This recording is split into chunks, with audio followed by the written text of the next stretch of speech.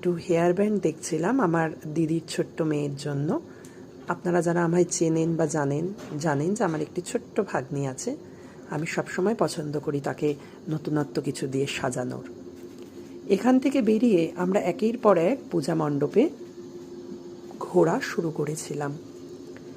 যথারীতি আমরা দিনের বেলায় বেরিয়েছিলাম এবং আমাদের বাড়ি আসতে আসতে অনেকটা রাত হয়ে গেছিল বেশ। তো কিছু ক্লিপস এখানে আগে পরে করে দেওয়া আছে। এটা ভাববেন না যে রাত থেকে দিন হয়েছে, আমরা দিনের বেলায় বেরিয়েছি। যেগুলো আগে দেখেছি সেই ক্লিপসগুলো এখানে পরে অ্যাড করা হয়েছে। বেশ কিছু সুন্দর সুন্দর পুজো মণ্ডপের ঝলক আমি এখানে এই ভিডিওতে তুলে ধরার চেষ্টা করলাম। সবটা হয়তো ক্যামেরাবন্দি করে উঠবার সুযোগ আমার হয়নি, কিন্তু আমি যতটা পেরেছি এই ভিড়ের মধ্যে চেষ্টা করেছি আপনাদের সামনে তুলে ধরবার। আপনারা অনেকেই এমন আছেন যারা চন্দননগর আসতে পারেন না ভিড়ের জন্য বা নানান অসুবিধার জন্য।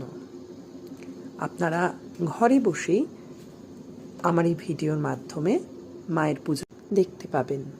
সত্যি বলতে চন্দননগরের এই আলোকসজ্জা, এই এত সুন্দর সুন্দর মণ্ডপ, প্রতি বছর বাড়ির থেকে বেরোনোর সময় হয়তো একটু কিঞ্চিত বোধ হয় যে থাক, এবছর আর যাব না, আর ভালো লাগছে না। প্রতি বছর তো সেই একই, কিন্তু বিশ্বাস করুন প্রতি বছর মোটেও এখানে একই হয় না। থাকে প্রত্যেক কটি পূজা মণ্ডপে নতুনত্বের ছোঁয়া, অভিনবত্বের স্বাদ এবং আলোকসজ্জাতেও থাকে বিশেষ চমক। প্রত্যেক কটি প্যান্ডেলের থিম আপনার নজর কাড়বেই।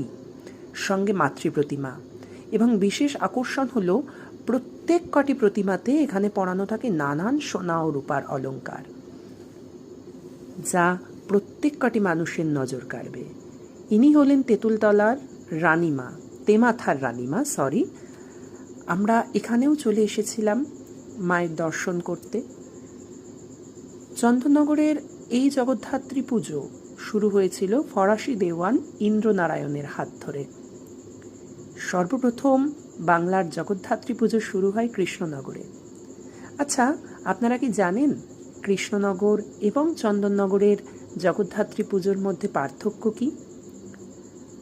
কৃষ্ণনগরের জগদ্ধাত্রী পুজো হয় শুধুমাত্র নবমী তিথির থেকে। নবমী এবং দশমী মায়ের পুজো হওয়ার পর হয় মায়ের বিসর্জন। কিন্তু চন্দননগরে টানা 4 দিন, ষষ্ঠী থেকে দশমী পর্যন্ত টানা 4 দিন মায়ের আরাধনা হয়, ঠিক দুর্গাপুজোর মতোই।